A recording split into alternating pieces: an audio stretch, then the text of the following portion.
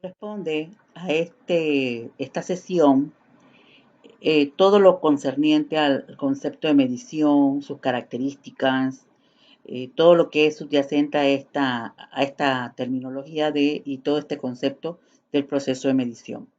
En este caso, nosotros vamos a empezar con esta frase que dice: lo que no se define no se puede medir y lo que no se mide no se puede mejorar.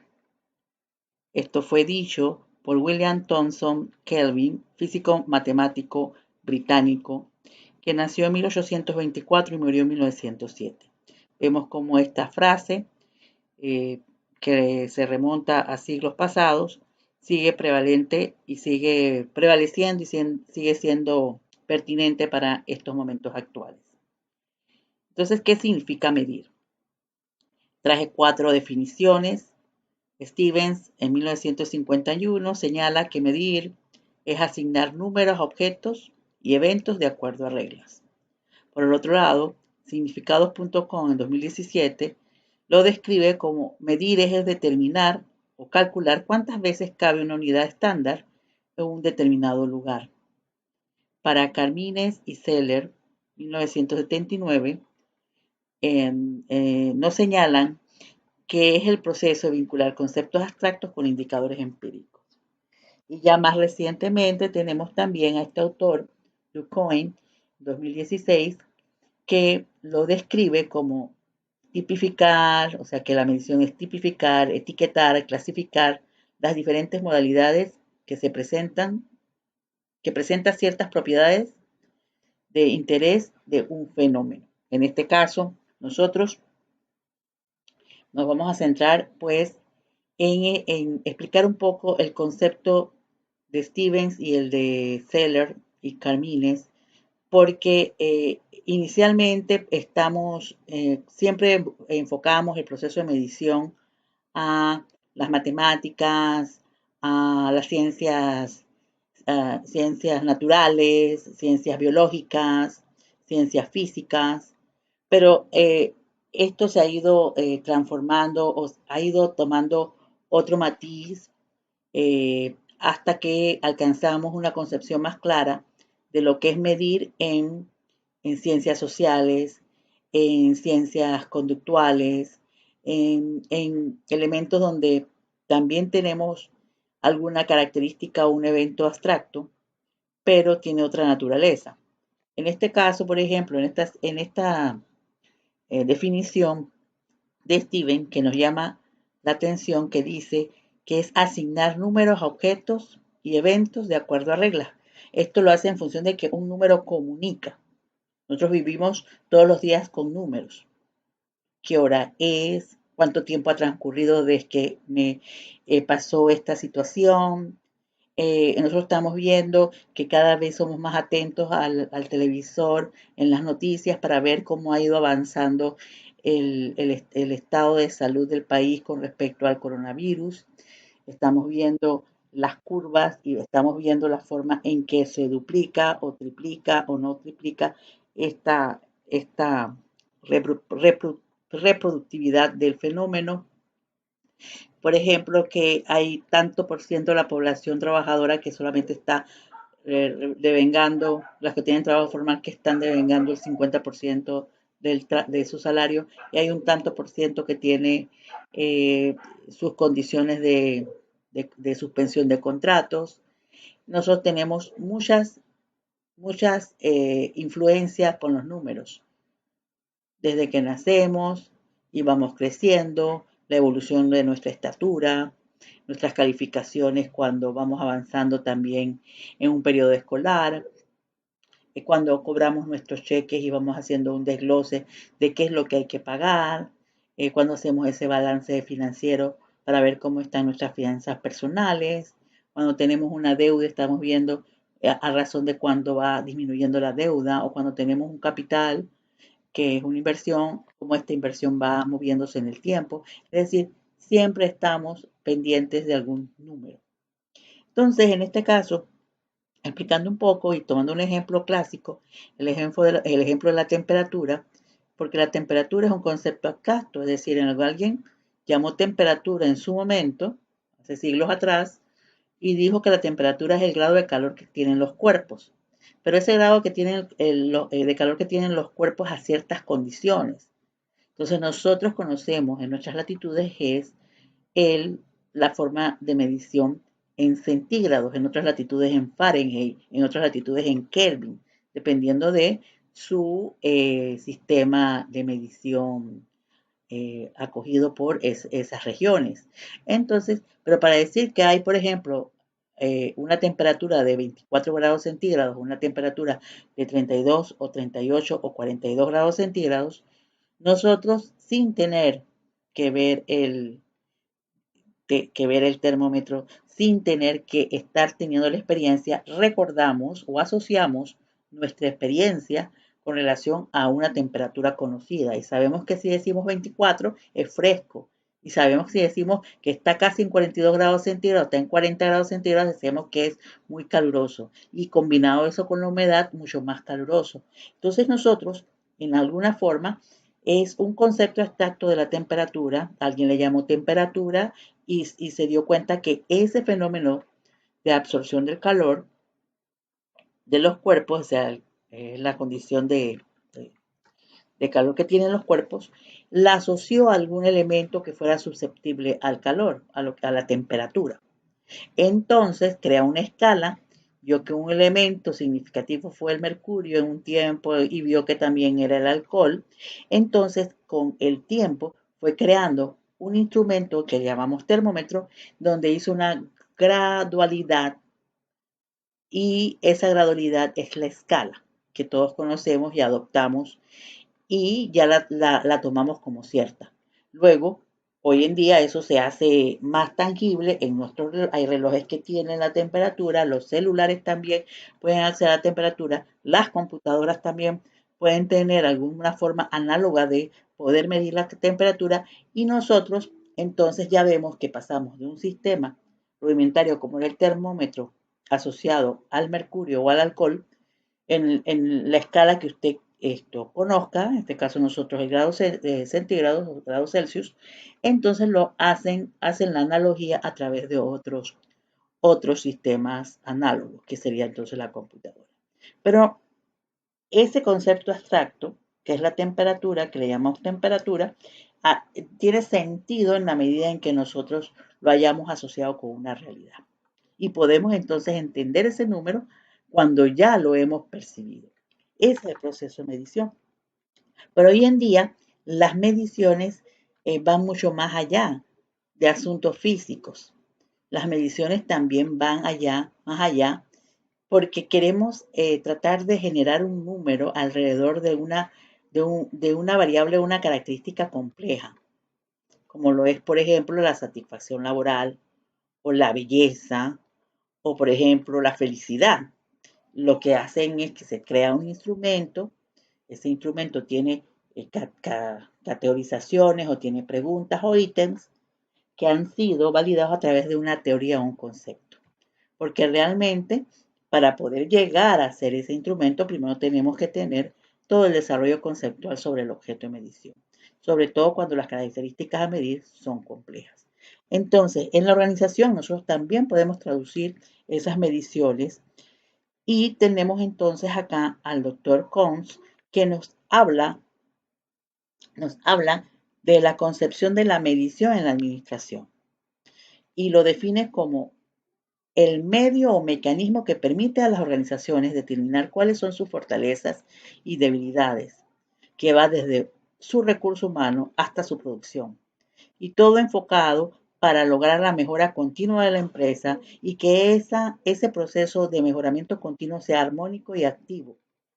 Y debería ser participante también con el propósito de mejorar la calidad y la productividad de la misma. Es decir, nosotros no podemos, en este caso, como dice, armónica y activa, porque no queremos que se confunda la medición como castigo o como una supervisión mal vista, sino que es una medición a objeto de evaluar las condiciones que está suscitando la organización con respecto a algún valor de comparación, algo que me permita comparar. En este caso, nosotros, ¿qué podemos decir al respecto? ¿qué podemos medir en la organización? ¿O qué medir en la organización? Nosotros podemos medir la imagen y la sostenibilidad de la organización, podemos medir la satisfacción de los usuarios o clientes de una actividad productiva o de alguna empresa, algún tipo de institución pública, un organismo no gubernamental. También ver la calidad de los productos y los servicios. La cultura organizacional es objeto de medición. La forma en que la vayamos a medir va a depender de dónde están esos elementos que hacen cuenta de la cultura. El clima organizacional también es objeto de medición con todos sus elementos o factores inherentes, igual que la productividad de los colaboradores que componen la organización, teniendo en cuenta a qué le voy a definir o cómo voy a definir la productividad. La evaluación del desempeño, es decir, cómo yo voy a evaluar el desempeño, bajo qué factores o qué elementos o qué criterios voy a utilizar para hacerlo y desde dónde considero que es satisfactoria o no. La importancia del trabajo en equipo, eso también se puede medir. Los reconocimientos, es decir, el grado de satisfacción que hay con respecto a ellos. También las políticas de recursos humanos, si se cumplen o no se cumplen. Las remuneraciones, a ver si nuestras remuneraciones tienen equidad interna o si, además de tener equidad interna, tiene un modelo de equidad externa que le permite ser competitivo en materia de mercado laboral, y también la calidad de la supervisión. Todos estos elementos son susceptibles de medición en una empresa o una organización, llámese pública o privada, o una actividad económica que se realice en forma independiente. También podrían responderme ustedes qué clientes generan los mayores beneficios, por ejemplo, de una empresa, o cuáles son los clientes o los usuarios que, en mayor proporción asisten a un servicio. ¿Qué zonas o regiones son las que generan mayores ventas en unidades monetarias y en volumen, en total y por producto? ¿Cuáles son las reparaciones que se han producido en el último trimestre, es decir, los retrabajos? ¿En qué día en qué día del trabajo de cada mes se llega a lograr el punto de equilibrio? Es decir, en el momento en que lo que se produce, las unidades que se producen en función del costo de venta el precio de venta y el costo del producto me van a generar a mí ni pérdidas ni ganancias, y a partir de allí voy a tener ganancias. ¿Qué tipo de reparaciones han generado mayores egresos? Puede decirme cuáles son las capacidades de los diferentes procesos en materia de costos, productividad y calidad, o cuál es el clima laboral de la empresa. O en su defecto también conocer cuál es la cuota de participación de la organización, es decir, ya sea en ventas o en clientes, en el mercado laboral. Entonces, también, por ejemplo, podrían responderme a lo interno de la empresa, cuál es el nivel de rotación de hoy y el histórico, y si hay alguna proyección, cuál es el valor en riesgo asociado a su negocio, es decir, cuál es el valor mínimo, el valor mínimo en monetario que debe tener líquido una empresa, hasta qué valor mínimo yo empiezo a tener riesgo de algún tipo de situación de quiebra o insolvencia. ¿Cuál es el índice de retención de los clientes? ¿Cuántos retengo? Y si he tenido pérdida, ¿en dónde podrían estar ellos? ¿Cuál es el nivel de satisfacción de sus clientes? Por ejemplo, si usted posee un restaurante, ¿cuáles son los platos más pedidos durante el año y por temporada? ¿Cuáles son los vinos más pedidos y cuáles son los más vendidos? O si dirige una librería, ¿cuáles son los temas más vendidos? ¿Cuál es su rentabilidad? ¿Qué le aporta cada tema dentro de su cartera de opciones en la librería? ¿Cómo contribuye cada tema a lograr el punto de equilibrio? O sea, ¿cuáles son el tipo de temas de la librería que tienen mayor probabilidad de tener un mejor punto de equilibrio y en su defecto un mejor margen de seguridad. Si usted dirige un hotel, cuál es el tiempo promedio de estadía, la cantidad de clientes por zona o por región, la cantidad de tiempo por región y su relación con la cantidad de tiempo de estadía. Entonces, estas preguntas son importantes porque requieren el abordaje de un proceso sistemático y continuo de recogida de información, su recogida y su respectivo análisis. Y si usted no cuenta con datos o información, ¿cómo puede usted adoptar a tiempo las medidas correctivas que se requieran para resolver esas situaciones? O confeccionar un presupuesto viable y efectivo si yo no tengo información sustantiva, o administrar efectivamente los flujos de fondos, o evitar los excesos de stock y la obsolescencia de inventarios si yo no controlo esa información, gestionar la mejora de los diversos procesos, saber cuándo está mejorando la productividad, negociar un incremento de precios en su medida o detectar las causas de un problema y solucionarlo. Todas estas son situaciones que requieren de información para poder resolverlos. Entonces, en el área de recursos humanos, nosotros cómo podemos determinar si no tenemos información cuántos empleados harán falta a futuro, es decir, la planificación de recursos humanos necesita información sustantiva, qué aptitudes se necesitarán, es decir, además de la cantidad que requiero, qué características deben tener esos empleados o colaboradores, es nuestra existencia de recursos humanos y sus capacidades, es decir, tenemos una auditoría de recursos humanos en la organización, es decir, distribuidos por edad, por cuál es la experiencia que trae de externa, cuál es la experiencia o las rotaciones internas que ha tenido con respecto a las actividades o funciones, si tiene nivel de estudios, ya sea porque lo ha hecho en forma autónoma o porque el trabajo le ha dado algún tipo de oportunidad de capacitación, si en algún momento ha hecho funciones de supervisión o si en algún momento y cómo está su hoja de vida en el rendimiento interno, porque también podríamos proyectar con esto cómo podría ser el movimiento de personal a la hora de querer hacer algún tipo de expansión de la empresa, llámese una sucursal o una nueva actividad, donde podríamos tener la plena confianza de que dentro de nuestro propio recurso humano podrían salir los mejores candidatos para llevar adelante esa aspiración.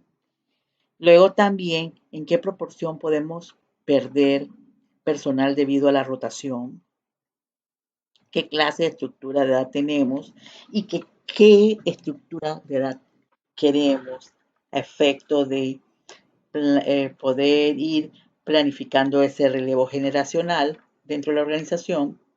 Debemos capacitar a nuestro personal o contratar nuevo personal capacitado. O sea, si el costo de capacitación y el esfuerzo en el reclutamiento de personal, si en ese sentido, ¿qué es más beneficioso para la empresa?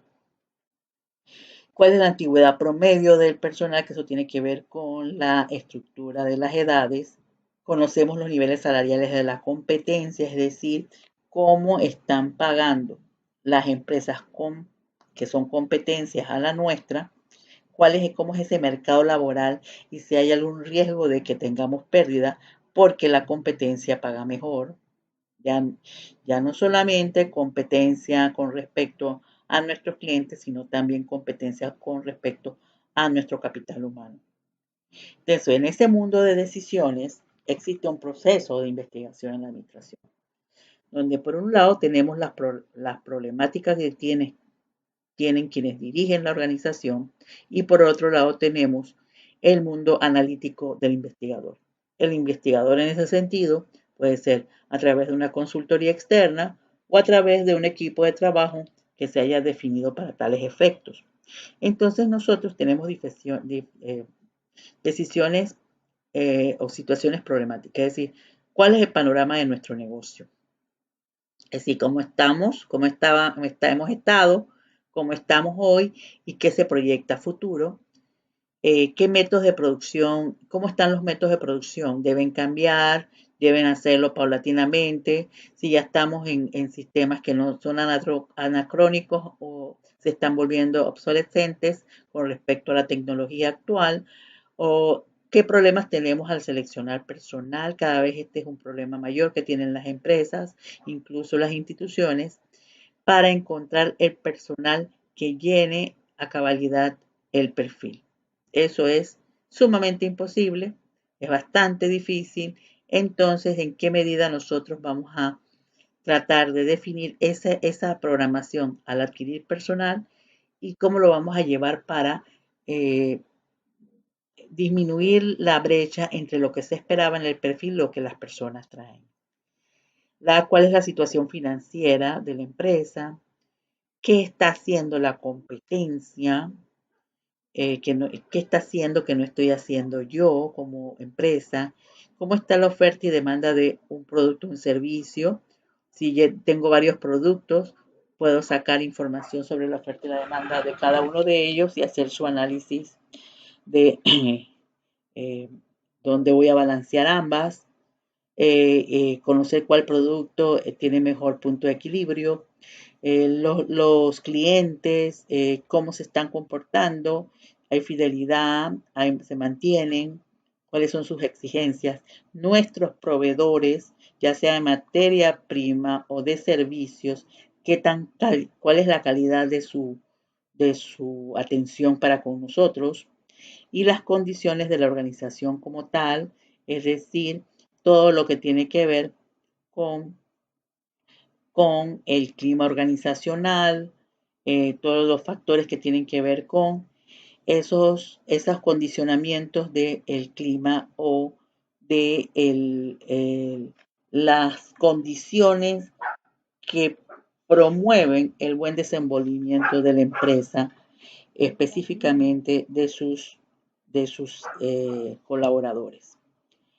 Entonces, en ese sentido, yo debo saber cómo inicia ese proceso de investigación, cómo yo defino cuál es la situación problemática en cada uno de estos puntos o en combinación de puntos y diseño una investigación, un estudio, donde yo tengo que planificar de acuerdo a ese diseño de investigación, que es donde está esos objetivos, esa problemática, esos lineamientos de los posibles factores que están incidiendo en la situación para entonces seleccionar mi método y mis técnicas de recogida de información para luego transformarlas a través de esos procesos analíticos, generar un informe con propuestas para que la gerencia tome decisiones al respecto, en qué medida y en qué forma y en qué momento va a aplicar las intervenciones que se proponen.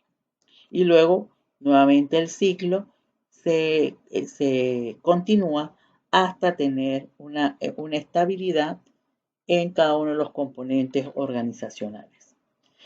En ese sentido, la medición organizacional tiene este flujo de este esquema. Yo tengo una empresa, una organización, una actividad productiva que tiene disfunciones o dificultades. Es decir, hay una disonancia entre lo que debe ser y lo que es. Entonces, allí, ya sea un consultor interno, es decir, un grupo de trabajo, o a través de la contratación de externos o consultores externos, nosotros podríamos empezar a hacer ese diagnóstico situacional, es decir, el diagnóstico organizacional, para buscar cuáles son las causas, cuál es la situación que nosotros tenemos que identificar como problemática y luego entonces hacer nuestras propuestas para poder entonces hacer los cambios o propuestas o cambios con programas de reestructuración o de reorganización, aplicar la intervención, medir su efecto, controlar y nosotros entonces hacer la verificación del cumplimiento de la misma. Entonces, aquí es un esquema, por eso les decía al inicio en el video de bienvenida, que la medición organizacional es todo un proceso y debe ir de la mano de esos aspectos metodológicos que nosotros conocemos en la etapa de la investigación científica. Entonces, dentro de la empresa, nosotros tenemos que tener información de todos los recursos de la organización. Entonces, la organización, la empresa o la actividad económica o la actividad productiva que nosotros estemos generando, tiene recursos físicos, materiales y físicos, financieros, humanos, tiene recursos mercadológicos y tiene recursos administrativos. En los físicos, pues tiene todo lo que es la infraestructura, los edificios y terrenos, las maquinarias y los equipos, la parte de la tecnología, la parte de la materia prima, llámese materia prima porque yo voy a hacer un proceso de transformación de la materia prima, pero una materia prima no necesariamente son materiales y suministros, también podrían ser materia prima de corte intelectual, es decir, si yo tengo una empresa de servicios. Y entonces, esa materia prima identificada, esos materiales, todo debe estar enfocado a saber cuál es el metraje cuadrado que tenemos disponible para ventas, cuáles son las posibilidades de expansión de las edificaciones, las maquinarias y los equipos, cuál es la vida útil de cada uno de ellos, si nosotros tenemos algún plan de mantenimiento de esas maquinarias, equipos y de la tecnología, si nuestra materia prima o nuestros materiales son de fácil acceso a esos proveedores de materia prima, qué tan fácil es, si es internamente o en otros países que tenemos que acceder a nuestra materia prima. Es decir, es importante conocer qué tenemos y cómo estamos. En la parte financiera es conocer cuál es el capital que tiene la empresa, el tamaño del capital de la empresa, cómo es su flujo de dinero, cuáles son sus condiciones de crédito, cómo está la renta, el pago de los tributos, el financiamiento, cómo está el proceso de inversiones, cómo está todo el saneamiento monetario de la empresa. En la parte humana, de los recursos humanos, es conocer, tener esa auditoría del recurso humano. Es decir, cuántas personas tenemos a nuestra disposición para hacer productiva la empresa, cuántos, según niveles de funcionalidad y niveles estructurales o niveles jerárquicos, en función de su experiencia, en función de sus conocimientos, en función de sus responsabilidades. Saber esto es la bitácora de cada uno de ellos para tener conocimiento de ese capital humano. Cómo es, cuántos son, sus edades, su experiencia, su formación académica. En la parte mercadológica tenemos pues el mercado de consumidores, que son nuestros clientes, los clientes per se, la parte de los usuarios, pero aquí no lo dice, también deberíamos ver en la parte mercadológica cómo están nuestros competidores, porque eso hace parte de esas estrategias mercadológicas que debe tener la empresa para poder mejorar la imagen organizacional o dar recomendaciones a la gerencia para activar algunos servicios que están alrededor del producto que nosotros podríamos prestar para estar a la vanguardia con respecto a nuestros competidores. Y en la parte de los recursos, un recurso importante en la organización es su proceso de planificación. Su proceso de planificación dentro del marco administrativo. Es decir, yo tengo planificación administrativa, pero también de la parte sustantiva, o sea, ellos van unidos. O sea, yo cómo hago ese proceso de planeación, organización, dirección y control. Es decir, cómo yo interactúo de manera tal de poder armonizar todos los recursos organizacionales para ponerlos armónicos y en forma armónica y sistémica y racional al servicio de todos en la organización y de nuestros usuarios y clientes, manteniendo el equilibrio de manteniendo satisfechos a nuestros clientes, satisfechos a nuestros colaboradores y en plena armonía a la organización. Ese es el reto. Entonces, dentro del componente del sistema organizacional, tenemos enfoques, alineamientos y aprendizajes. Tenemos nuestros componentes duros y nuestros componentes suaves. Esto a modo de repaso, no tenemos una estrategia organizacional que parte de nuestro plan estratégico, nuestra planificación, nuestra forma de liderizar la organización. Entonces, dentro de ellos tenemos los procesos duros o los elementos duros que está la estructura, los mismos procesos y la gestión de desempeño. Entonces, yo tengo en mi estructura es cómo está organizada los recursos organizacionales a efecto de que se den los asuntos en la organización, es decir, cuál es mi estructura, cómo estoy divididas las responsabilidades, las jerarquías y las formas de comunicación. En los procesos, cómo están definidos, si son robustos, si están documentados, si se revisan, si se mejoran. Esa es la parte bastante compleja porque hay procesos tanto en la parte sustantiva, operativa de la organización, como en la parte administrativa. Y esos procesos deben ser tan fuertes como para que los asuntos se den como lo esperamos. Es decir, los procedimientos, nuestros procesos, nuestros procedimientos, nuestros instructivos de trabajo y si la gente también se alinea a ellos. La gestión del desempeño, que sería es en función de medir si se están cumpliendo o no las expectativas de cada puesto de trabajo y también el desempeño organizacional.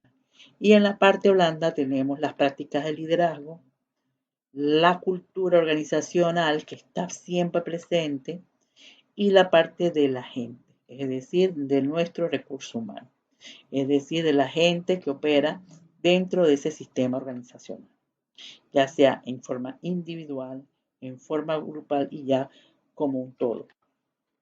En este caso, nosotros también tenemos en el desarrollo organizacional las ciencias del comportamiento y las ciencias auxiliares a la ciencia del comportamiento, tenemos las ciencias como la psicología, la sociología, la antropología social o industrial también.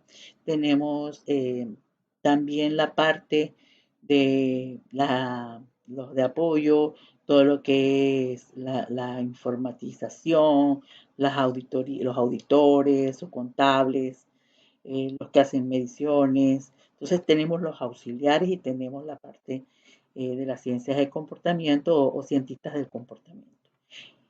También vemos la gente de recursos humanos, administración y gestión de operaciones que también participan en el desarrollo organizacional. Todo con un enfoque sistémico, donde hay interdisciplinariedad a la hora de hacer los análisis. ¿Por qué? Porque nosotros tenemos variables del desarrollo organizacional que ustedes ya la tienen que haber visto y conocido, que son el ambiente donde en nosotros estamos, las condiciones ambientales de la organización, la misma organización como tal, las variables que tienen que ver con los grupos sociales y las variables de las personas en forma individual. Entonces, nosotros tenemos que en ese desarrollo organizacional ver cómo articulamos en forma sistémica y también en forma holística todos esas situaciones, todos esos factores que inciden en esas variables del desarrollo organizacional que pueden prever esa administración del cambio, esa capacidad adaptativa a los cambios, la, la consolidación de una cultura sana dentro de la organización, el clima organizacional y su estructura como tal. Es decir, todo debe ir bien alineado a efecto de que haya un desarrollo organizacional pleno. Entonces, quien hace medición tiene que estar claro de que no podemos medir en forma aislada, porque esto es un problema sistémico, que una identificación de un problema podría ser la consecuencia de muchas interacciones de variables que están aportando a la situación problemática. Entonces, en estos sistemas de medición, para apoyar al desarrollo organizacional, a la mejora continua, tenemos criterios, es decir, hay tipos de mediciones. Se basan en alguna forma a normas o estándares establecidos. Es decir, yo tengo mediciones que pueden basarse en registros de información concernientes a las experiencias pasadas de una organización. A este le llaman estándares históricos. Es decir, yo como empresa sé cuál ha sido mi tendencia en algunos aspectos característicos de ella y yo determino si esa tendencia me favorece o no y qué tendría que hacer para que al tener una tendencia, según mis registros, una expectativa no deseada, qué acciones yo tendría o qué estrategias yo tendría que hacer para mejorarla. Entonces yo me baso en estándares históricos o estándares externos, es decir, los que me vienen mandatados por alguna situación externa. Por ejemplo, aquellas empresas que tienen subsidiarias en otro país o tienen, tienen la junta de directivos que dan una línea hacia la empresa, hacia la organización. También pueden ser políticas gubernamentales, también podrían ser normativas que rigen la actividad. Entonces, de alguna forma, se espera que se cumpla o no con un estándar establecido. Por ejemplo, yo puede ser que tenga una organización que se dedique a la construcción, una gran empresa que se dedica a la construcción, y resulta que a mí, mis evaluadores y a nivel de la organización del trabajo, se dice que no se puede esperar una accidentabilidad de tantas accidentes por cada, por ejemplo, millón de horas hombres trabajadas. Entonces ese es un estándar externo. Me están diciendo a mí que yo no me puedo salir de ese parámetro. Los que trabajan en aviación tienen también estándares que lo regulan las organizaciones internacionales a las que está adscrito el país y la actividad económica específica. También hay estándares de ingeniería que se refiere a la capacidad de las máquinas y suele venir de especificaciones por los fabricantes. Eso sobre todo en las industrias manufactureras.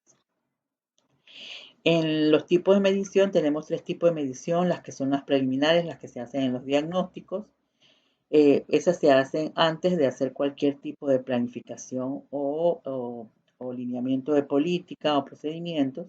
Es decir, se hace una evaluación de lo que está ocurriendo, se hace preliminarmente esto y se verifica ese diagnóstico para emprender posteriormente las operaciones y se organiza. Se hacen mediciones también tipo concurrentes, es decir, yo ya estoy generando mi proceso activo según lo planeado y en forma concurrente, sistemática y continua voy a hacer supervisión y revisión y controles de lo que está ocurriendo. Y las medidas de retroalimentación tienen que ver con las medidas de lo que ya ocurrió, pues esto ocurrió, entonces dar información sobre lo que ocurrió para que se busquen los factores que pudieron haber incurrido en que se haya dado ese fenómeno.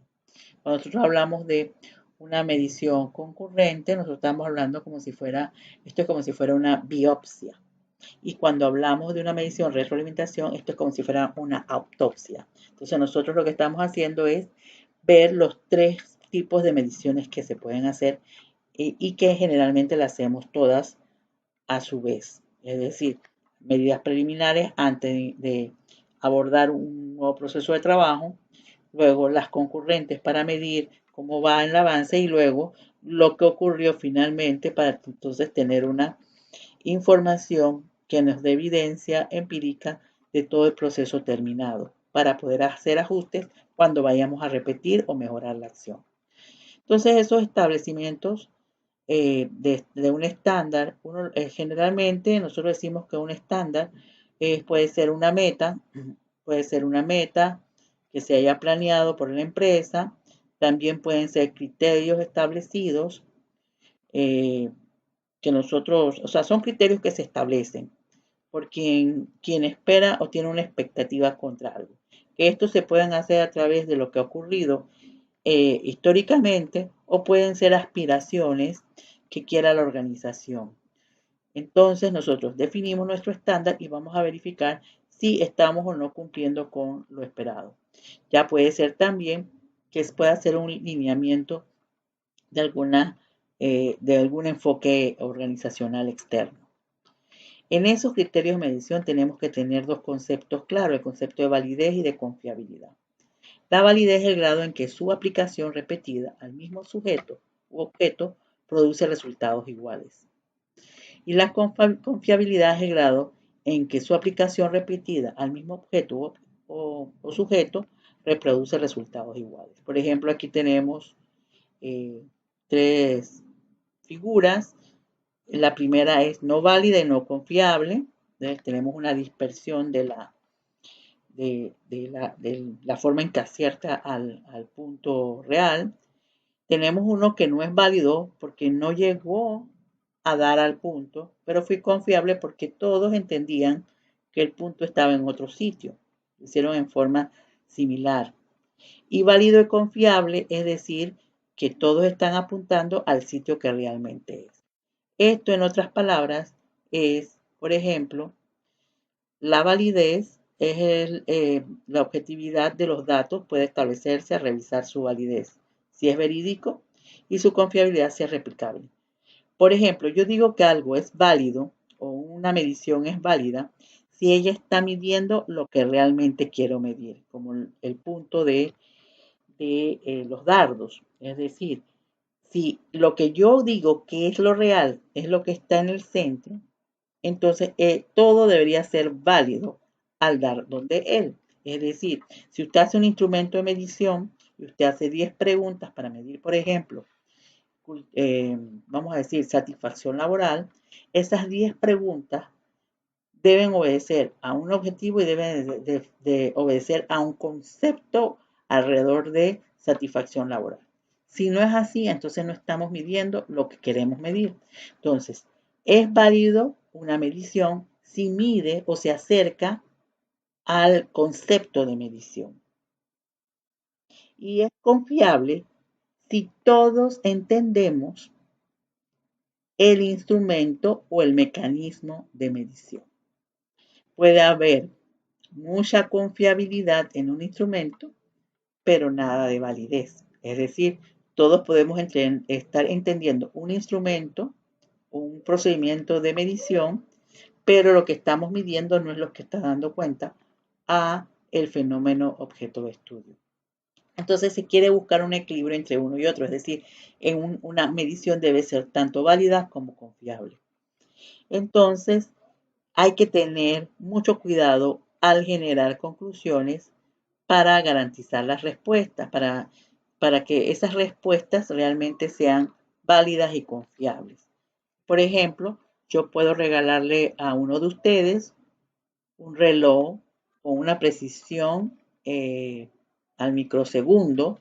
La forma en que fue concebido el reloj tiene mucha precisión y exactitud, pero resulta que cuando yo voy a preguntar, le pongo el reloj, se lo regalo, lo ponemos en un sitio, yo en forma arbitraria lo adelanto 15 minutos.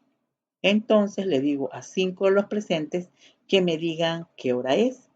Entonces los 5 de los presentes me van a repetir la hora exacta que está presentando el reloj, la que ellos están visualizando. Y todos van a ver la misma hora. Pero resulta que el instrumento, aunque tenga una precisión muy capaz para dar la hora a microsegundo, el hecho de haberlo adelantado hace que ese objeto que me está dando la hora no sea la hora real. Entonces yo tengo un instrumento que es muy confiable porque todos leemos la misma hora, pero es poco válido o no tiene validez porque no me está dando la hora exacta, no es la hora real. El hecho de haberlo adelantado hace que la hora no sea real, aunque el aparato trabaje con una precisión más allá del microsegundo.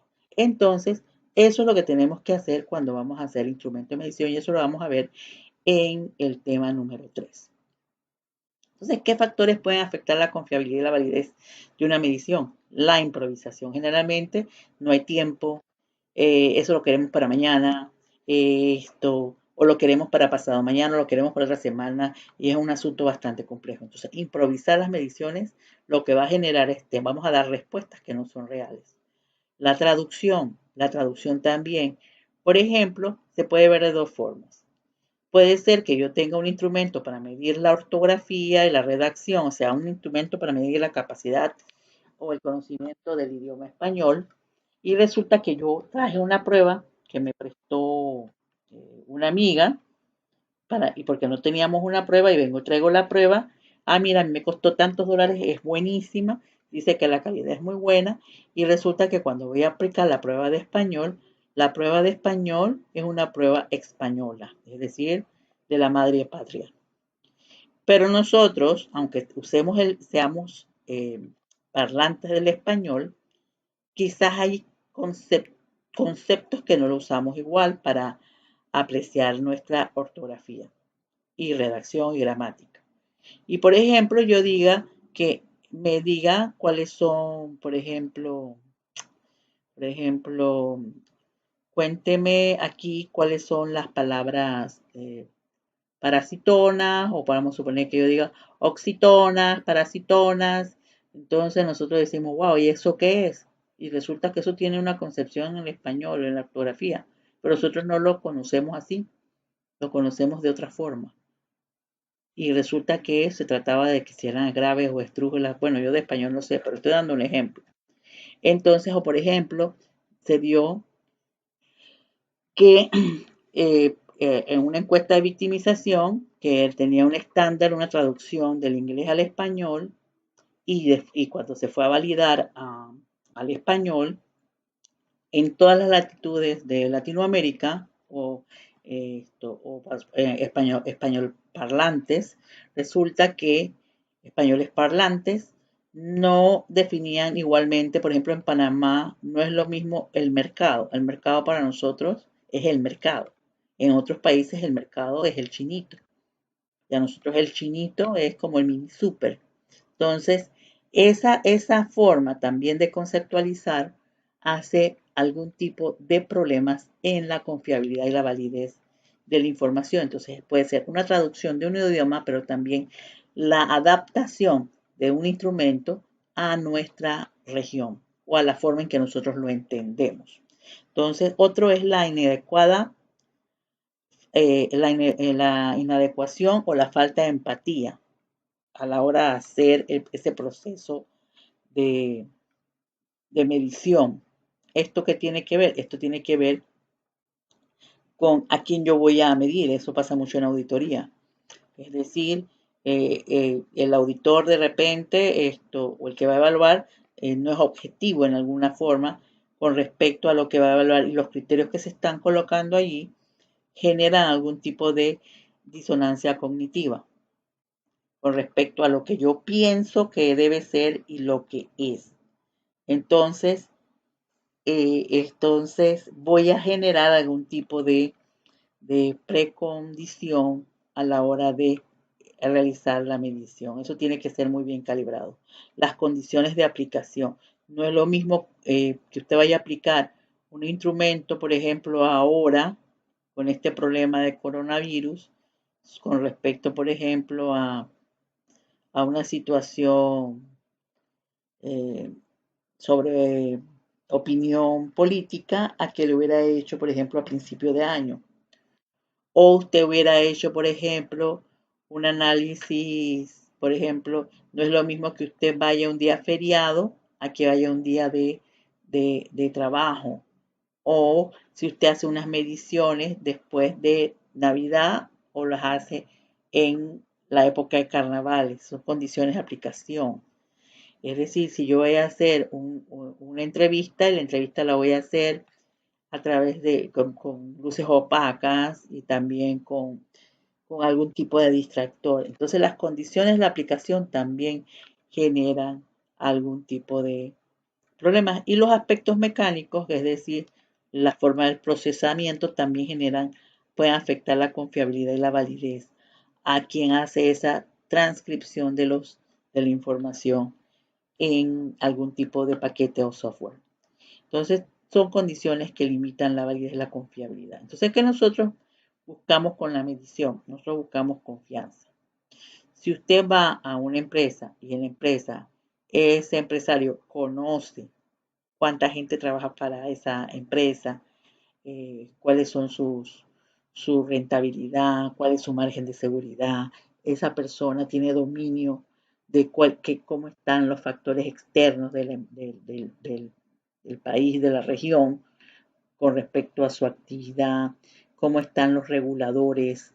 Por ejemplo, si yo soy una empresa metalúrgica, cómo están los reguladores de la actividad metálica en Panamá, o si de repente yo soy de la empresa de servicios, por ejemplo, de servicios básicos o telefónicos. Yo sé cómo anda la normativa de esa empresa, en esa actividad, cómo están los reguladores, yo conozco cómo está el ambiente, yo conozco el clima, porque todo afecta, todo tiene una relación. El clima el clima, la geografía de un país, la cultura del país, los reguladores, el sistema económico es importante también porque, por ejemplo, cómo va nuestra inflación, si es estable o si es fluctuante.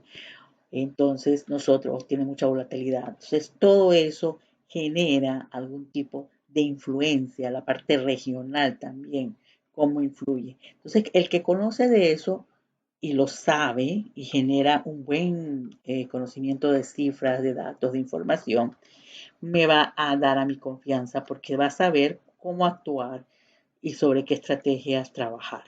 Entonces, cuando los directivos piden pruebas, creemos que realmente lo que buscan es confianza.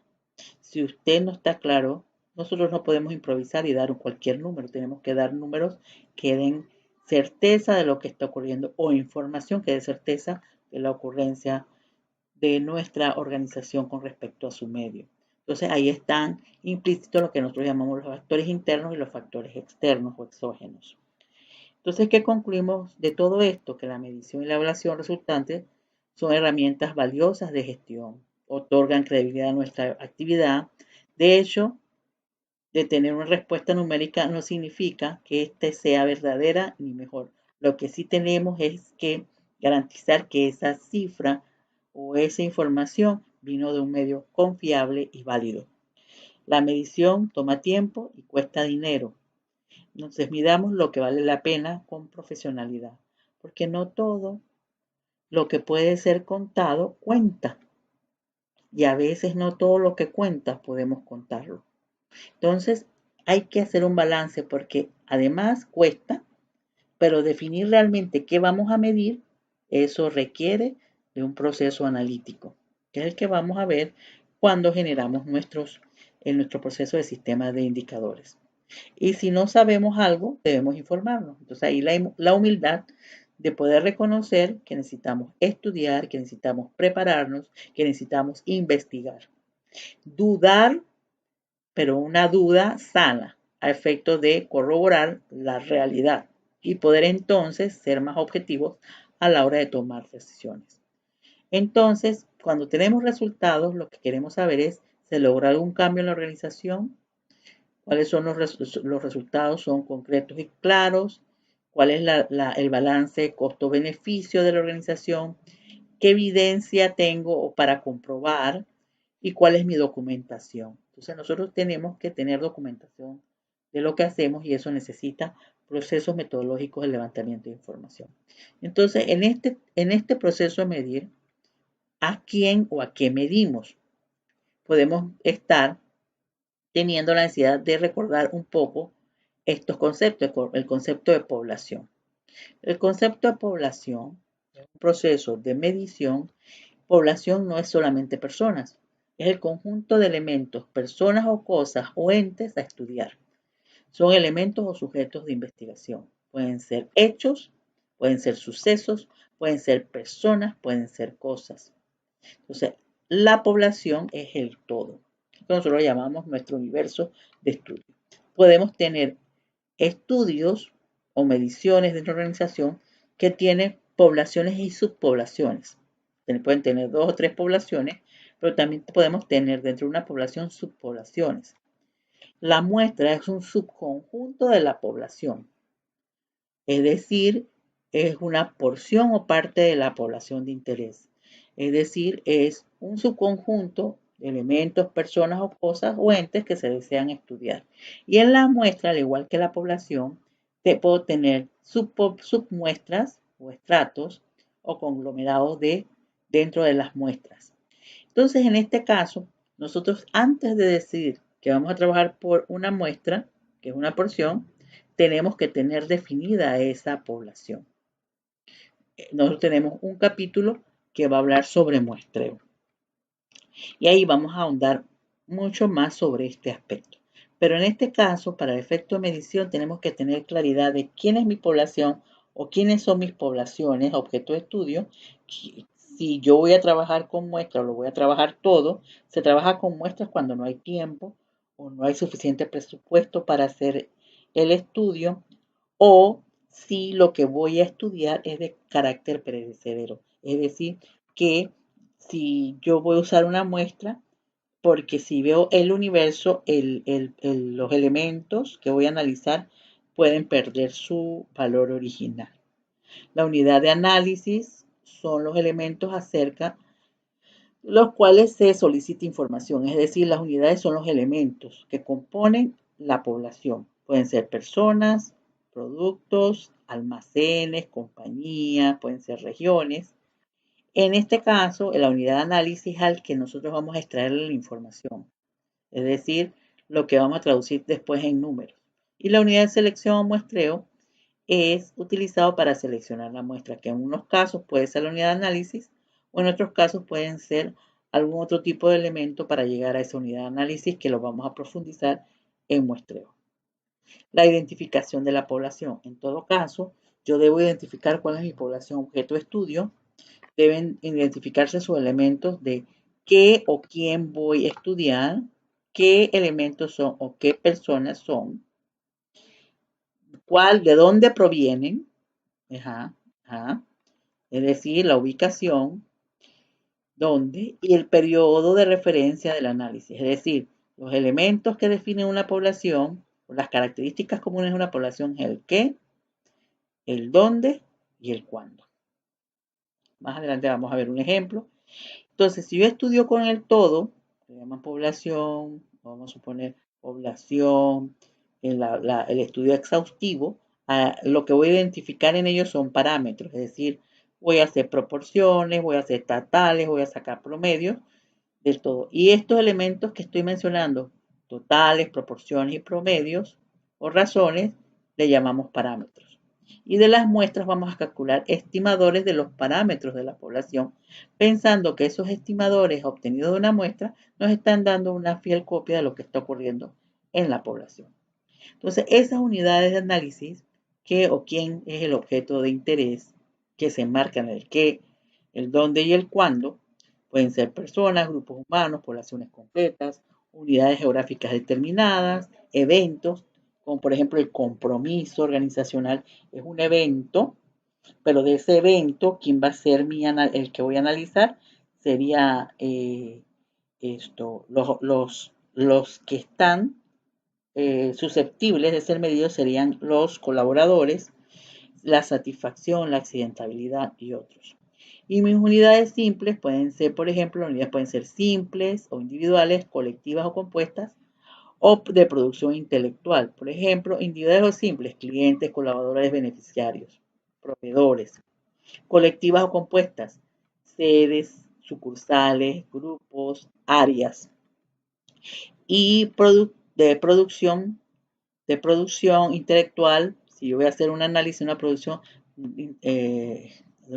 intelectual, puede ser de libros, de artículos, de leyes, de normas, de videos, de procedimientos, de campañas. Entonces, en este caso, yo lo que quiero ver es el contenido de una producción intelectual, que ya sería del análisis se valdría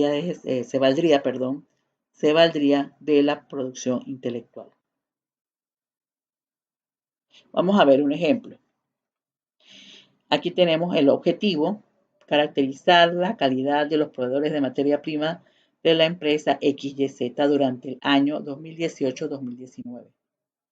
Tengo, por un lado, la población. Mi población son los proveedores de materia prima de la empresa XYZ. Es el qué, el dónde. Ahí no he puesto el cuándo porque lo estoy poniendo acá abajo.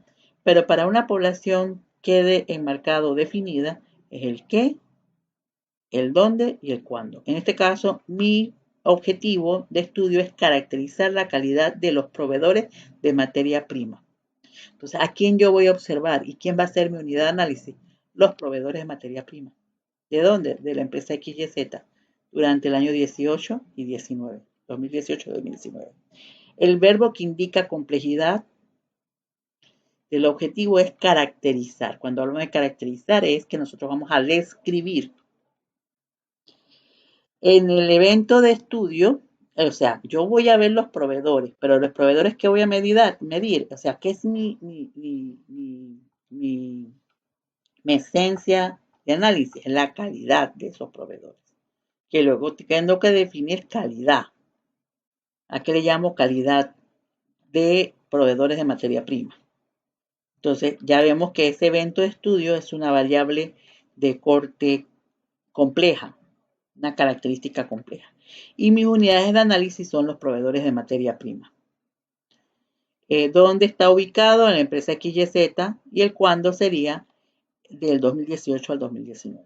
Otro ejemplo sería analizar la relación entre el clima laboral y la actitud de compromiso organizacional. También se puede haber obviado esto de actitud de compromiso, sino y el compromiso organizacional de los profesores de la Universidad Latina de Panamá, año 2019.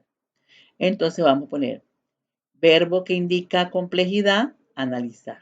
Mi población son los profesores de la Universidad Latina de Panamá, porque ellos son los que son mis elementos que me van a dar, el conjunto de ellos son mis elementos que me van a dar la información. Entonces, yo voy a analizar esa relación que hay entre el clima laboral y la actitud de compromiso. Aquí, por ejemplo, la unidad de análisis son los profesores de la Universidad Latina. ¿Dónde está ubicado? En la Universidad Latina. Y el cuándo, el periodo de análisis 19. Entonces, mi unidad de análisis son los profesores. En ellos yo voy a analizar cuáles son los. Primero tendría que definir cuáles son. Son dos variables complejas. Tengo el clima laboral y tengo el compromiso organizacional. Entonces, el clima laboral, él existe, y el compromiso organizacional también. Pero este compromiso organizacional va a depender del clima laboral, es decir, porque el clima está allí. Lo que va a variar es si el clima realmente está influyendo o no en ese compromiso organizacional y no al revés. Entonces, tendría que buscar cómo voy a medir el compromiso o qué criterios o qué factores van a dar cuenta de que hay compromiso organizacional y el clima laboral serían los factores y subfactores que denotan el clima laboral de acuerdo a estudiosos y el marco teórico respectivo. Entonces, así nosotros vamos definiendo, teniendo claridad. Porque yo mi población la voy a definir de acuerdo a un estudio que se vaya a hacer o un objetivo de análisis.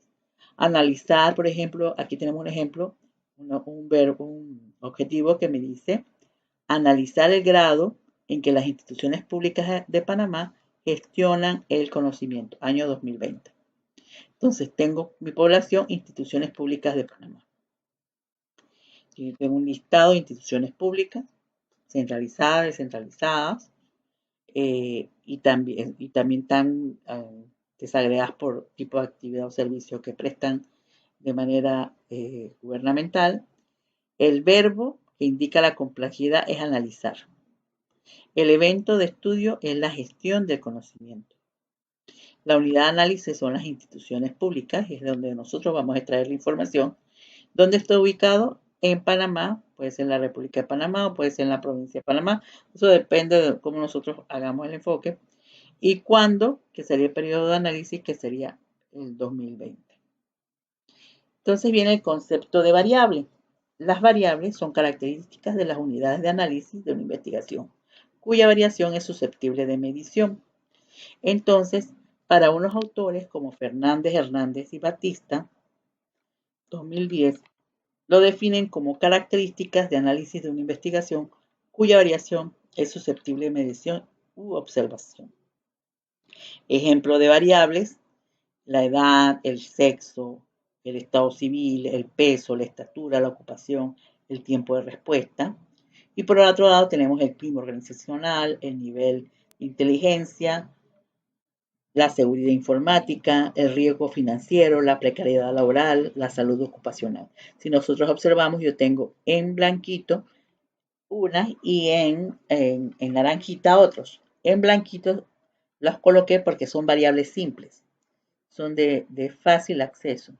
En cambio, el clima organizacional es una variable compleja, el nivel de inteligencia es una variable compleja, la seguridad informática es una variable compleja, para poder decir, por ejemplo, que hay seguridad informática, nosotros tenemos que definir qué es seguridad informática.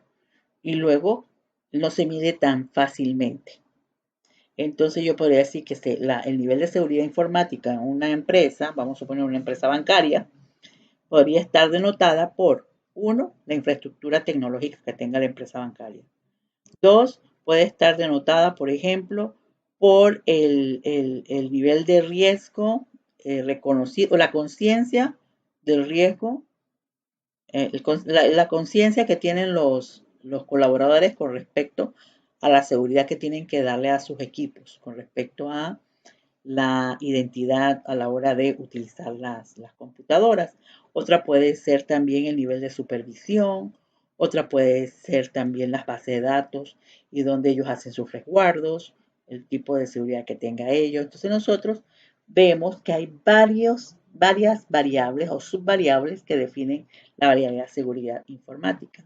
Riesgo financiero, que está el riesgo operacional, el riesgo de crédito, el riesgo reputacional y el riesgo de mercado. Entonces tenemos 4 riesgos dentro del riesgo financiero y cada uno de ellos son factores, subfactores del riesgo financiero, pero a su vez dentro de cada uno de ellos hay subelementos, es decir, es compleja la variable. La precariedad laboral, es decir, qué características hacen.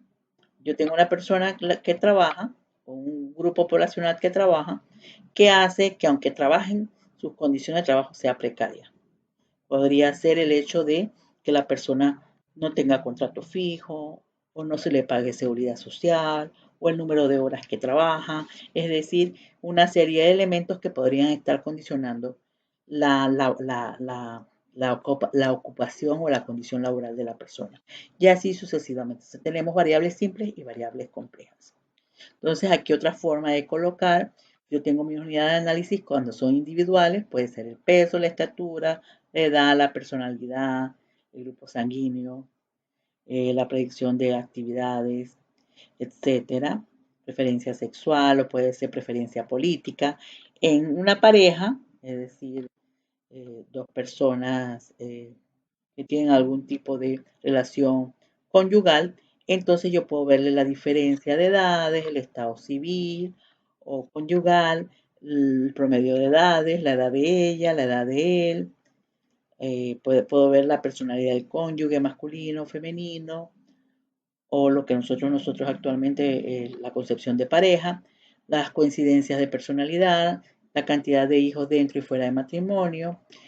Si es de grupo, yo puedo ver los tipos de liderazgo, el tamaño del grupo, la permanencia del grupo, es decir, desde cuándo es un grupo, los objetivos específicos de ese grupo, etcétera. Si es una organización, entonces yo puedo ver la antigüedad de la organización, la cultura organizacional, el grado de apertura al exterior, formas de convenios políticos, el tipo de actividad que realiza, etcétera. Entonces, nosotros siempre podemos generar de acuerdo a la unidad de análisis las variables que correspondan y dependiendo también de ese objetivo de investigación.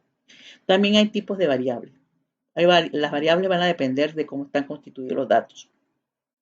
Los datos son mediciones, observaciones sobre los elementos de la población o la muestra. Cuando los datos se organizan y analizan, producen nueva información. Entonces yo tengo datos que pueden ser a la hora, esos datos, de acuerdo al tipo de datos, o sea, mi materia prima de la medición, yo puedo estar bajo dos enfoques. Yo puedo tener datos de tipo cualitativo o de atributos, como por ejemplo, cuál es el lugar donde vives, cuál es el lugar de residencia, en qué lugar naciste, cuál es su sexo, femenino o masculino, o usted es oriundo usted vive en Panamá, en Chiriquí, en Veraguas, usted vive en Parque Lefebvre, o vive en San Miguelito. ¿Cuál es su profesión? Mire, es que yo soy abogado, yo soy ingeniero, yo soy psicóloga. Entonces, cuando ese dato se concibe, realmente es un concepto, es un atributo que yo podría codificar después con un número, pero su esencia es un concepto. Y en los cuantitativos son de corte numérico, es decir, edad, la edad en años. Si usted pregunta la edad o el peso, lo que se traduce es un número. Entonces son datos que van a responder a la forma en que vamos a llamar a la variable. Son variables cualitativas y variables cuantitativas, y dentro de las cualitativas, dentro de las cuantitativas yo tengo las discretas y las continuas. Las discretas son aquellas que solamente se pueden dar en números enteros a la hora de hacer la medición. Es decir, yo puedo decir, ¿cuántos hijos tienes? Tengo uno, dos o tres, pero no tengo 3 hijos y medio. 3 hijos y medio, yo podría decir que en una población hay 3.8 hijos por mujer, pero ya no sería el número de hijos, sino el número de hijos por mujer, que sería una razón, sería un indicador, que sería entonces una nueva variable de construcción, que ella sí podría darse en números decimales a efecto a ver si hay un cambio, porque por ejemplo, 3.8 es diferente, por ejemplo, que decir, por ejemplo, 4.2. 3.8 quiere decir que es ligeramente inferior a 4.2, aunque los dos redondeen a 4. En cambio, si usted va a medir el número de hijos, se tiene que dar en números enteros. Y los números continuos es cuando la medición puede ir más allá de la fracción de la unidad, que puede ir más allá de tener decimales o tener números fraccionarios. En este caso, los números continuos se puede hacer que la medición se haga discreta pidiendo que sea el valor redondo, es decir, deme su edad exacta o deme su edad exacta en números redondos, porque yo puedo decir que yo tengo tantos años con tantos meses con tantos días. Entonces, tomo el valor redondo de la edad.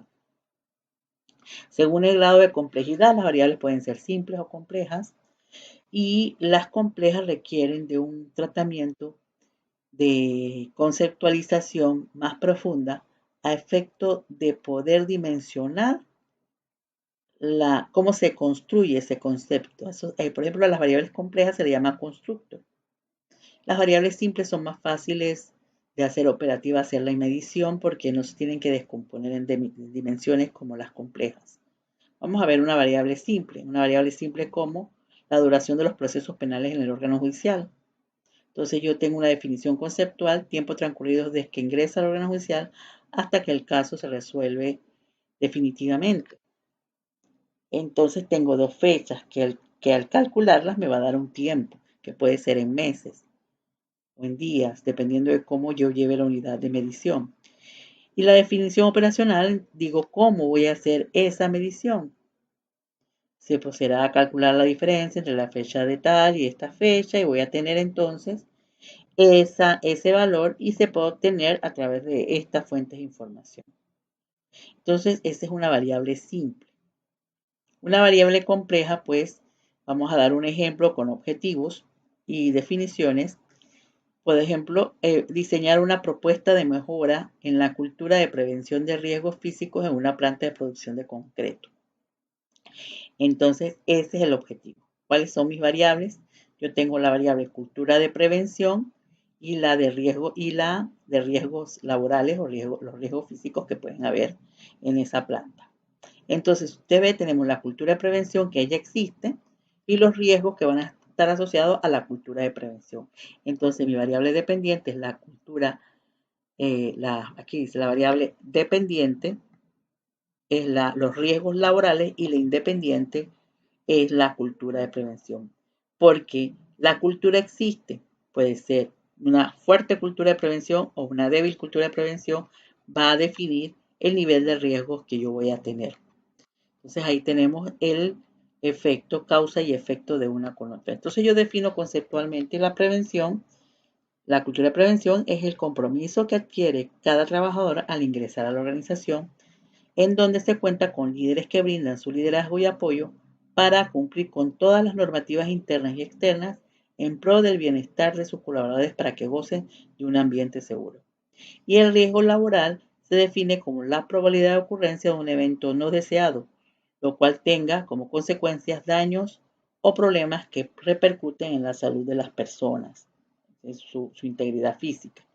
Entonces, ya definido esto, nosotros tenemos la forma en que se operativiza la variable compleja. Entonces, yo tengo la cultura de prevención que tiene, en este caso, el investigador lo ha dimensionado en 4 dimensiones: política de seguridad, supervisión y control, conocimiento y conciencia.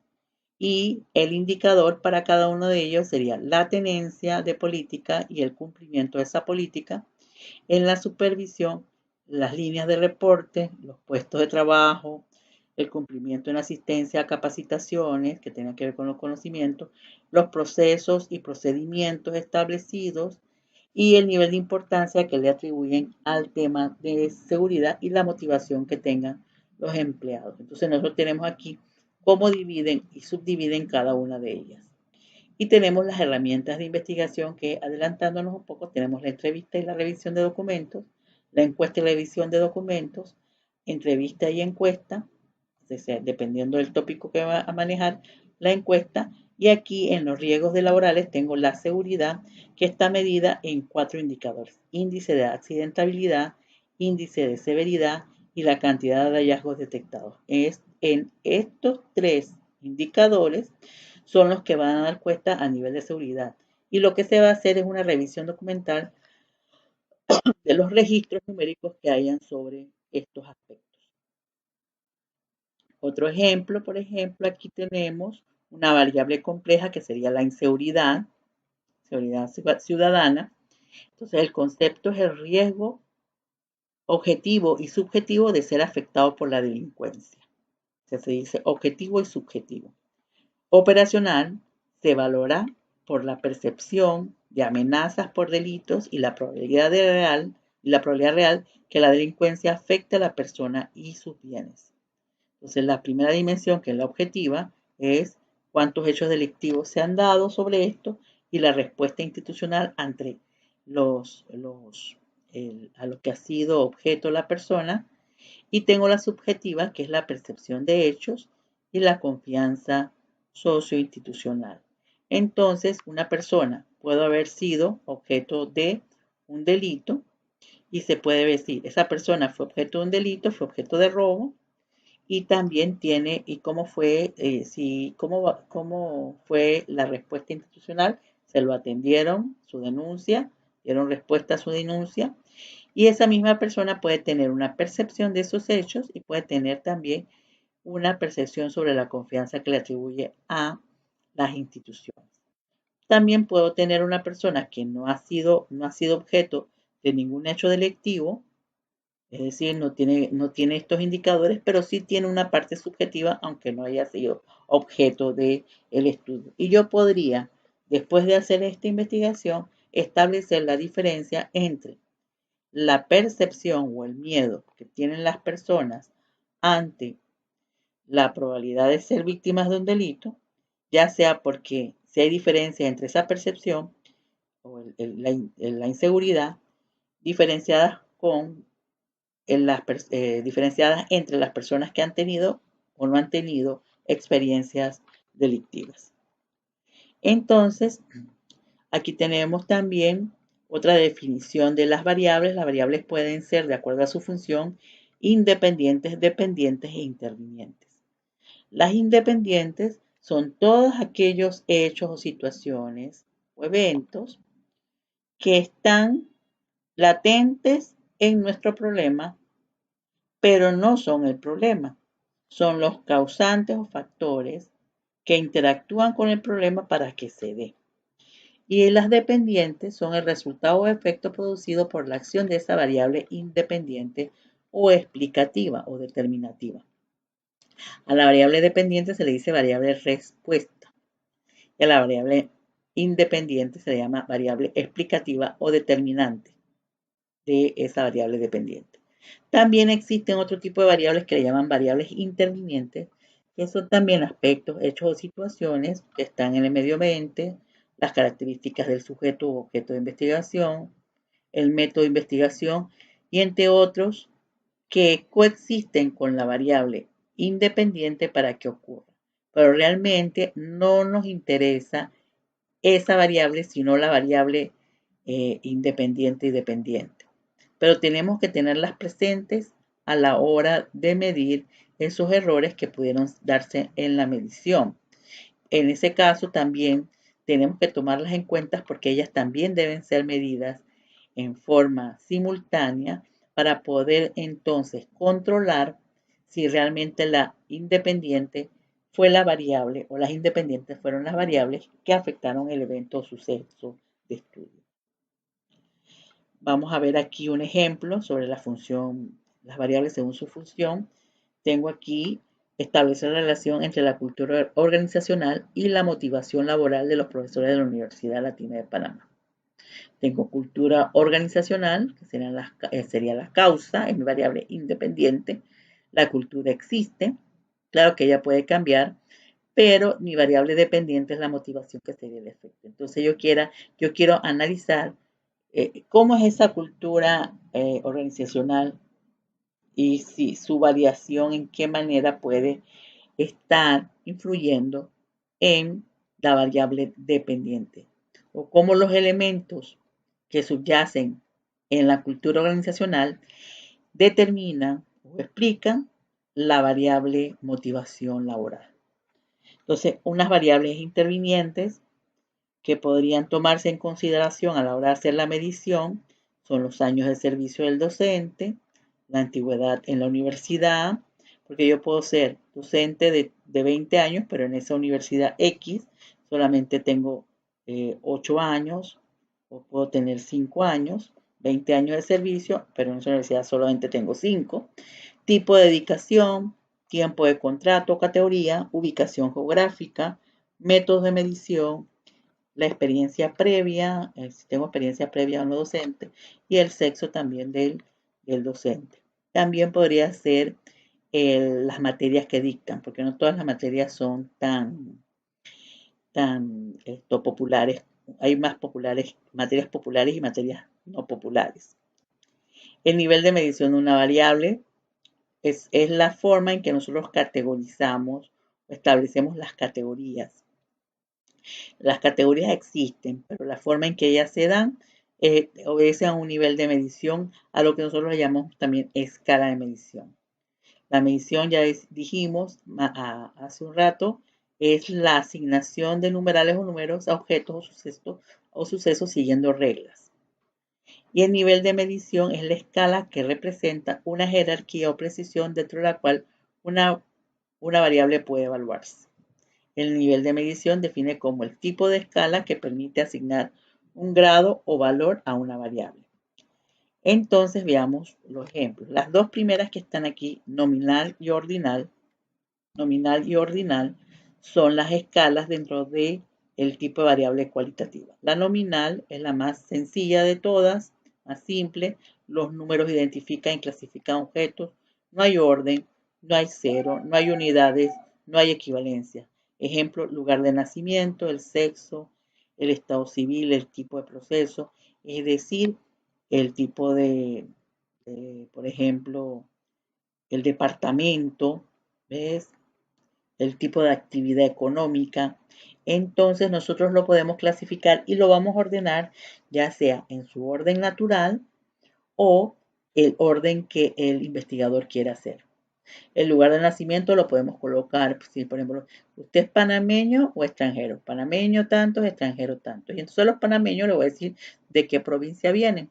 Entonces cuando ellos nos van a decir su provincia, y vamos a acomodar la información en un cuadro, nosotros podemos hacerlo en orden alfabético, en orden geográfico, de acuerdo a cómo aparecen, por ejemplo, de izquierda a derecha en el mapa geográfico, o lo puedo hacer en forma ascendente o descendente de acuerdo a la frecuencia de las personas, de acuerdo al lugar de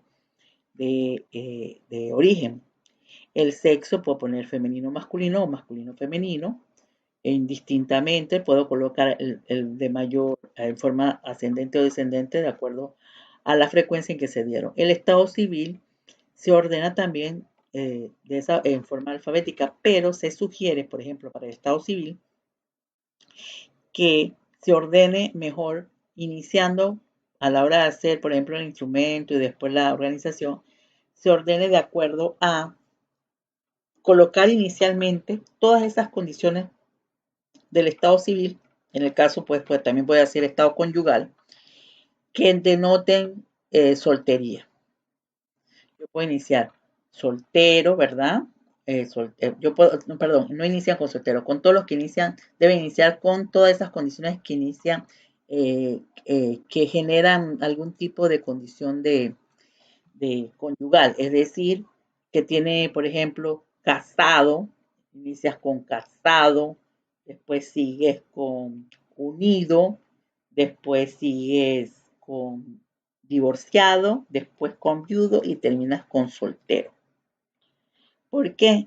Porque eso hay una tendencia, sobre todo en el sexo masculino, cuando ven un instrumento, colocar, si ve primero soltero y él está unido, pone que estar soltero. O si es viudo, que está soltero. No, su condición es viudo hasta que tome una nueva condición. Entonces nosotros, y divorciado, usted es divorciado, realmente está soltero, pero usted es divorciado porque esa es su condición hasta que usted adquiera una nueva condición en su estado civil. Entonces, esa es la forma en que se organiza. Por ejemplo, en este caso usted puede calcular frecuencias, que sea el conteo de cuántos hay de cada tipo, el porcentaje, que son partes de un total, se pueden sacar modas, pero también que es el valor que ocurre con mayor frecuencia, y también se pueden sacar algunas relaciones entre variables, entre cantidades de variables. El ordinal, hay un orden, igual no hay unidades, no hay ceros, no hay equivalencia. En este caso, la forma en que voy a colocar, ya sea un instrumento o lo voy a colocar en una tabla, o un cuadro, debe responder al orden que ella tiene jerárquico. Nivel de educación. Yo cuando voy a colocar o voy a preguntar, coloco primero si si usted llegó hasta, vamos a suponer, tiene algún grado de primaria, algún grado de secundaria, algún grado de universidad, ¿verdad? Entonces, o algún grado si usted está estudiando a nivel de posgrado. Entonces, debe ir ese orden jerárquico. Semestre, usted va a poner primero, segundo, tercero, cuarto. Tiene un orden jerárquico. Calidad de un producto. Yo puedo decir que es excelente, que es bueno, que es regular o que no satisface mis necesidades, por no decir malo. El tamaño de la empresa. Usted cuando dice el tamaño de la empresa, usted puede decir que que es pequeña, que es micro, pequeña, mediana o gran empresa. Lleva ese orden. Puede ser ascendente o descendente, pero es el orden lógico. Con este tipo de variables que son de tipo cualitativa, pero hay un orden, además de la frecuencia, los porcentajes y la moda, nosotros podemos calcular percentiles y la mediana. Estos son cálculos que vamos a ver en el tema número 2. De intervalos y de razón son las cuantitativas. Los de intervalos, la diferencia entre dos objetos pueden compararse, pero las relaciones entre ellos no. El cero es arbitrario, es decir, yo tengo un número que puede ser cero o tengo un número que da la referencia desde dónde empieza o la diferenciación entre los objetos. Es decir, hay orden, hay equivalencias y hay unidades. Por ejemplo, en un test de aptitud. Entonces, yo coloco un test de aptitud que mide 280 puntos, por ejemplo. Fue diseñado así. Y se dice que toda persona que tenga mide 280 puntos, pero si llega a 150 hacia abajo, esa persona tiene una condición limítrofe con respecto a eso. Y puedo generar baremos o intervalos. Es decir, yo puedo decir que de tanto a tanto es esta condición, de tanto a tanto es esta otra condición, que posteriormente se podría traducir en una escala ordinal o transformarse en una escala ordinal, pero primero tendría que pasar por la de intervalo. Entonces yo decido desde cuándo esa referencia empieza a ser diferencia. Esa referencia de 150 sería mi cero, que es arbitrario. La evaluación del desempeño también es un tipo de escala. La temperatura, nosotros tenemos 0 grados centígrados, que no es ausencia de temperatura, sino que es el grado de temperatura donde el agua en ciertas condiciones se congela, que sería el mismo valor 32 para la escala Fahrenheit o el 270 para la escala Kelvin. Entonces, esos valores son cero, es el punto de referencia. Lo mismo que aquellas mediciones que se hacen con respecto al nivel medio del mar, también tienen una escala de intervalos porque se define a partir de ese nivel de altitud o ese nivel se define hacia arriba, hacia abajo, la altitud o la profundidad en un sitio determinado. Entonces, otro ejemplo de esta escala es la escala Richter, que es la escala de movimientos telúricos, también tiene características de intervalo. Entonces, además de todas las mediciones, operaciones estadísticas anteriores, se puede calcular la media, el mínimo, el máximo, el rango, la varianza, la desviación estándar y la simetría, que también son medidas que vamos a ver en el tema número 2. Y está la escala de razón, que es la más fuerte. El punto cero es fijo, tiene significado. Las relaciones, los valores de las escalas pueden calcularse. Es decir, yo puedo dividir un valor con respecto a otro y voy a tener un cálculo o una respuesta. Si va a haber equivalencias y si hay unidades y si hay orden. Es decir, tiene las características más potentes y yo puedo calcular todas las operaciones estadísticas y matemáticas que tienen mayor poder matemático. Entonces, como las anteriores que tienen las otras escalas. Entonces, por ejemplo, la longitud, el peso, la edad, el ingreso familiar, el número de hijos, la velocidad del viento, el tiempo de respuesta de un servicio, son variables de tipo de razón. Eso es importante y lo vamos a ver cuando veamos escalas de medición en el cuestionario.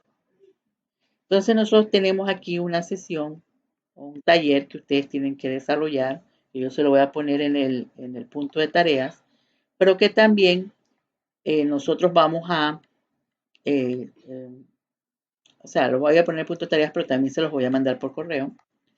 Yo tengo aquí un primer taller donde usted tiene que definir un objetivo. Cada una de ustedes, porque ya vi que la mayoría son mujeres, o cada uno de ustedes va a colocar un objetivo de investigación y van a determinar quién es la población, cuál es el verbo que indica la complejidad del objetivo, el evento en estudio, las unidades de análisis, dónde está ubicado. Esto lo vamos a hacer y ustedes tienen 3 ejemplos en las diapositivas.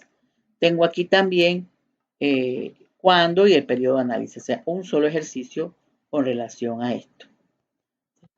Ubica un problema, piensa en un problema de investigación, genera un objetivo de análisis y señala todas las posibilidades de caracterización que tenemos aquí.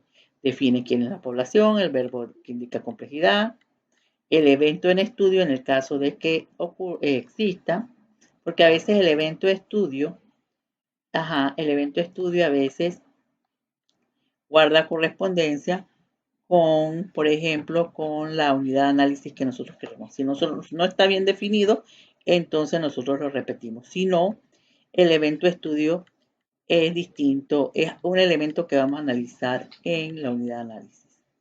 Entonces, de este ejercicio anterior, o sea, del objetivo que usted haya planteado, identifique posibles variables de estudio.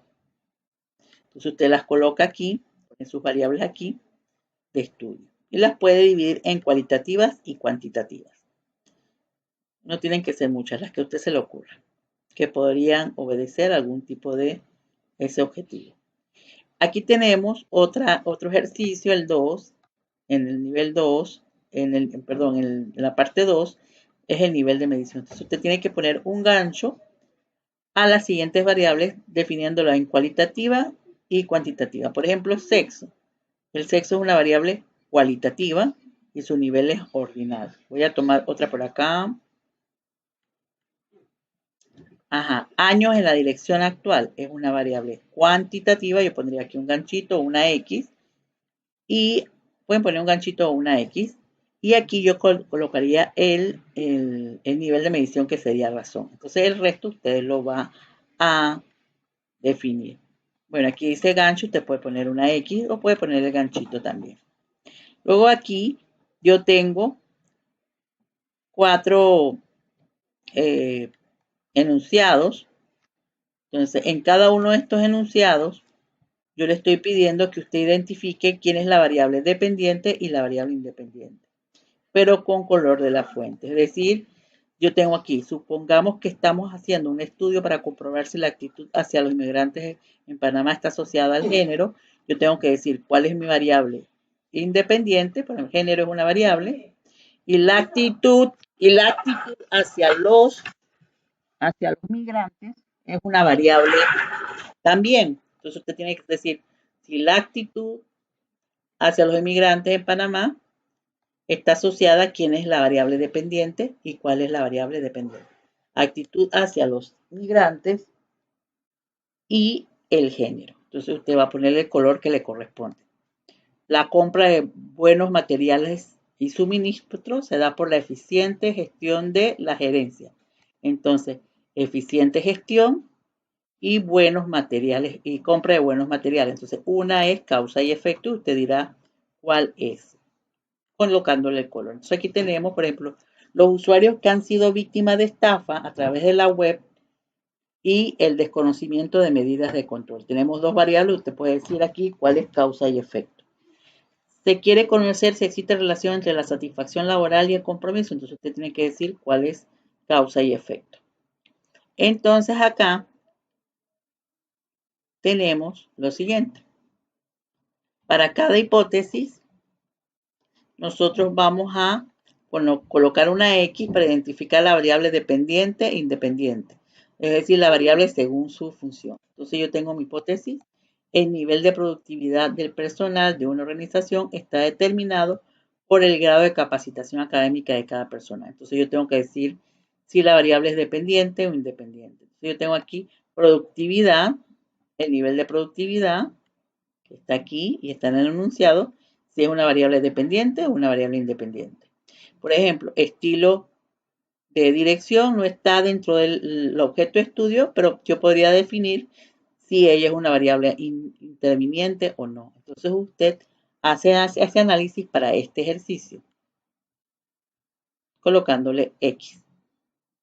Igual, si usted tiene alguna duda, usted me puede escribir en el WhatsApp o me puede llamar al teléfono o me puede poner un correo. Yo no tengo ningún problema para que ustedes se acerquen a mí por cualquiera de estas vías. Igual se hace con este, se ve cuáles son las variables de objeto de estudio y entonces se analizan cuáles son las dependientes e independientes y cuál de ellas podría ser interviniente. Si usted considera que hay alguna que no es ni dependiente, ni independiente, ni interviniente, entonces no la coloca.